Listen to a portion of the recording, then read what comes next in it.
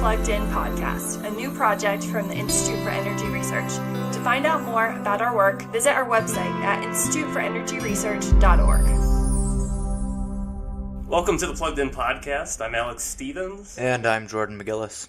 Today we're speaking with Krisztina Pusok, the Director of Policy and Research at the American Consumer Institute. Krisztina recently published an article at Real Clear Energy with her colleague Alan Daly on the National Highway Traffic Safety Administration and EPA's joint proposal to freeze the current CAFE standards. CAFE is a topic that we've covered at great length here at IER, but our focus with Krisztina today will be on the impact of the CAFE standards on consumers. Welcome to the show, Krisztina. Thanks, Alex, and thank you, Jordan. Thanks for having me. So let's start with just a brief overview of the corporate average fuel economy standards. What are the standards designed to do, and could you just give a brief history of where these regulations came from? Yeah, sure, of course. So the corporate average fuel economy standards, they were basically established in the 70s, in 1975, as part of implementing the Energy Policy and Conservation Act. And they were largely in response to the 1973 oil embargo. So the intent was to reduce oil consumption and reduce possible future fuel shortages, as the OPEC then instilled oil embargo was already limiting oil supplies and spiking up prices. So since then, the standards have been tightened several times, most recently in 2016, when they were combined with standards intended to reduce greenhouse gas emissions. So the purpose of CAFE has shifted over time then. As you mentioned, the original purpose of them was sort of a national security concern over our use of fossil fuels. Now it's shifted to more of a concern about emissions. Right. Okay. So I'll just briefly tell what the standards are meant to do. So what are they designed to do? So the standards were meant to set the average new vehicle fuel economy as weighted by the sales that a manufacturer's fleet must achieve. So what it does, it just says an entire fleet of vehicles. So every car, truck, or SUV that is sold in the United States must meet a certain average gas mileage standard for every year of production. So the expectation was that the CAFE standards would benefit consumers by reducing the total cost of purchasing and using cars. So the CAFE was premised on the belief that consumers would not pay more for cars that used less fuel, even if the reduced fuel use more than paid for the initial cost. So instead, CAFE standards sought a way to sway auto producers to produce higher mileage cars and reduce fuel use despite the consumer's preferences. The idea was that consumers either do not understand how to incorporate future energy costs into their purchasing decisions, or they focus too much on the higher price of fuel-efficient vehicles, and thus they overlook the long-term savings. So the argument that the CAFE standards was that by forcing consumers to purchasing fuel-efficient cars, the standard would save consumers money. One thing, Krisztina, that I have heard, and I'd love to hear your perspective on, with your expertise on consumer issues, is that the two-standard system, where there's the car standard and the truck standard for manufacturers, actually pushed consumer preference away from sedans and toward things like SUVs. Have you heard that argument? I mean, consumers have demonstrated a preference already for more powerful, and that's, you already mentioned that, for more powerful and heavier cars, that accelerate rapidly. But the CAFE standards cannot change consumer preferences. What they can do is they can restrict consumer choices. So consumers choose more fuel-efficient vehicles cars when they expect the cost of gas to be higher. And CAFE standards, basically, they were forcing manufacturers to sell cars that are more fuel-efficient than the consumers would otherwise purchase. Since more fuel-efficient vehicles are more expensive, This means that consumers are forced either to pay more for a car with all the attributes they want, like speed, power, etc., or purchase cars that lack some of the other attributes. Can you talk a little bit more about how these regulations specifically impact the lives of the least well-off? Yeah, so the problem with a cafe is that they have largely underestimated, right, the cost in the consumers, and they created a lot of high fixed costs that raise prices. And they also, at the same time, they also undermine the incentives to develop a wide range of car choices for consumers, and which made cars ultimately like less affordable. So the standards have added thousands of dollars to new car prices, and it costing consumers at least $3,800 per vehicle since 2009, and that's according to a recent study. And what it does is pricing a lot of the Americans out of the new car market altogether. But it's not just the problem of new cars, of the prices for new cars. It's also used cars, the price of used cars, that it's being also negatively affected. Is that because of the increased demand for the used cars that arises because of the higher prices for the new cars, or why would that be? Right. So that's a good point, Jordan. So and that's, you're totally right. So because the increase in prices of new cars result in consumers on average keeping their cars for longer periods of time, it also causes consumers to choose used cars compared to new cars, right? And that's for cost reasons.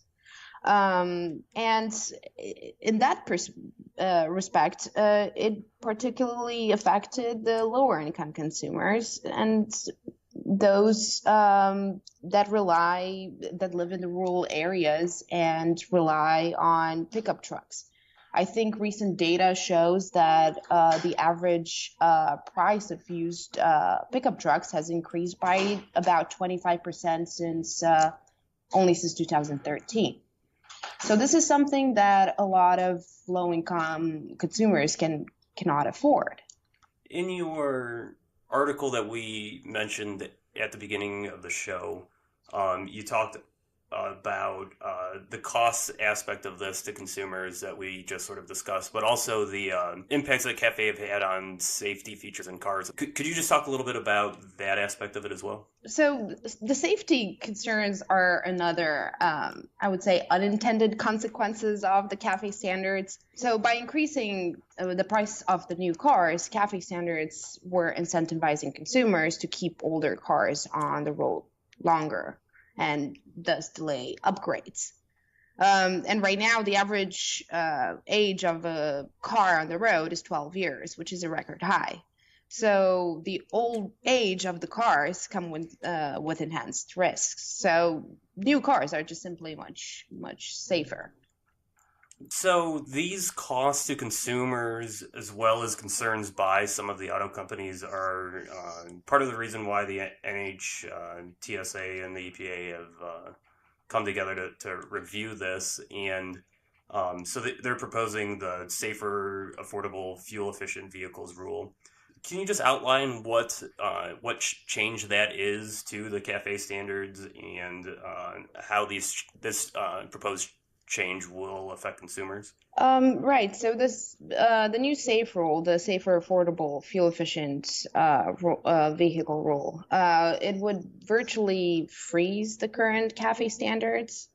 And this action basically respects the consumer's focus on car functionality and cost, but it does not roll back on the efficiency of or environmental progress that was already made. So the SAFE rule is expected to reduce the average vehicle ownership cost by, I believe, about $2,000, reduce car crash fatalities by 12,000, and that's by 2029, and also cut regulatory costs by $252 billion over a decade. And all these benefits would be made at a minimal increase in greenhouse house emissions.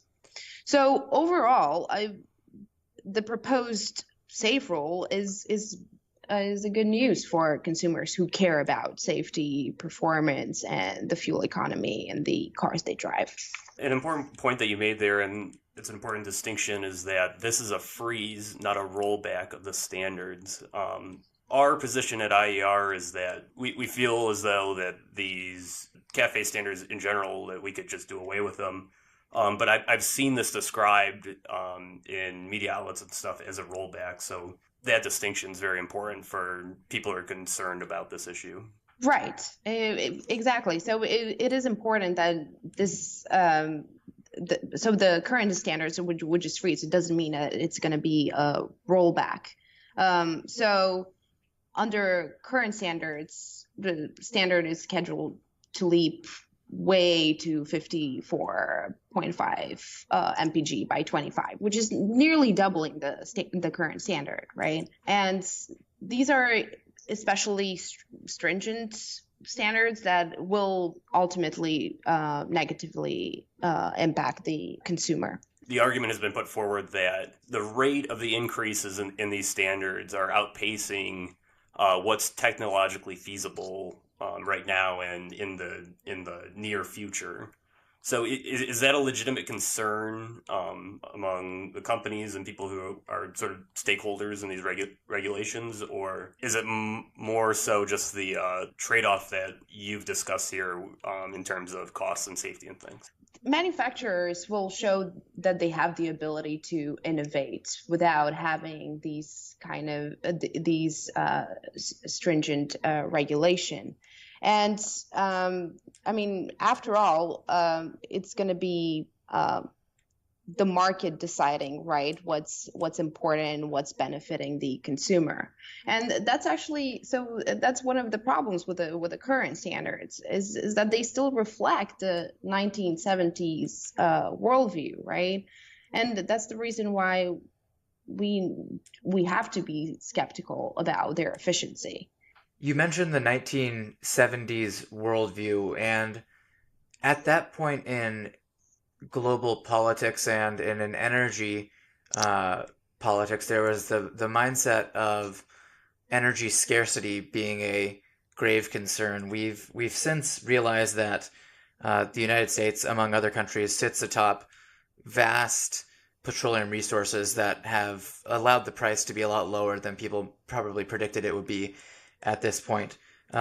So in that context, there is actually less of an incentive for the consumer to choose a fuel-efficient vehicle because energy is fairly cheap. And that's where this other prong comes in, which is the greenhouse gas emissions. Can you talk about those two priorities at all, and why they seem to have now come under an umbrella together, and what the Trump administration is doing to perhaps take them back into separate considerations? So the original CAFE standards, right? They sought to drive car innovation, but that's just to curtail fuel consumption, right? And to and the current standards have been expanded to address the emissions of greenhouse gases. So in the process, the standards have become increasingly complex, and that raises a lot of issues because now they've become increasingly complex and administratively burdensome, but they raise legitimate questions with regards to their suitability to achieve fuel efficiency and achieve also their environmental objectives as well. This past week, GM called for a zero emissions program. So I could imagine people hearing this proposal and asking, well, if the companies that are going to be impacted by these regulations, if they're calling for an escalation of them, essentially, why should we be considering this if the companies don't feel like they're going to be harmed by it? So, on how would you respond to somebody who proposed that? So, I mean, first of all, I cannot speak on behalf of General Motors or any other car manufacturer. I mean, after all, they should be free to diversify as they wish. I mean, it's their prerogative. But that said, forcing all other manufacturers to go electric, I mean, will ultimately backfire on the consumers. Giving consumers choices in the market is what is important, and policies that bias those choices are ultimately and will ultimately not benefit consumers. I mean, I would just say, like, let the electric technology and price point compete against their products, and other products. Something that we discuss here at IER and pride ourselves on is that we're like you are, we're oriented toward the consumer, not toward the companies. And it can be the case that they can be at odds, as you explore in your work at times, Alex. Yeah, that's certainly the case. When I see auto companies call for an escalation of regulations like CAFE, makes me think a lot about the history of these companies and the extent that they at times have wanted to sort of limit competition entering the auto market, and setting a high standard for fuel efficiency or calling for a zero emissions program. A lot of these things, it makes it very costly to be able to enter this market as a new company competing. So it's a sort of an ancillary concern. So, Krisztina, other than CAFE, you just recently joined the American Consumer Institute. Is there anything else that you guys are working on there that's energy related that IER's audience here might be interested in?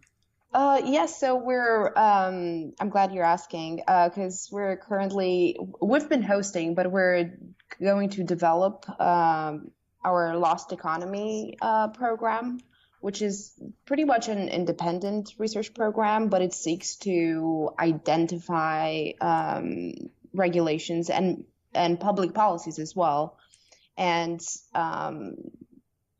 see how and measure basically how they impede private enterprise and delay investments, deter market entry. And what we're trying to do with this new project is to look at the adverse effects of these regulations on public policies, and state economic output, employment earnings, jobs, etc. So we're trying to bring the consumer angle and see what these regulations and how they specifically affect consumers. And energy projects will be one of our focuses. So stay tuned. That's great. Yeah, we'll look forward to it. So, Krisztina, thank you for joining us today. Thank you for having me.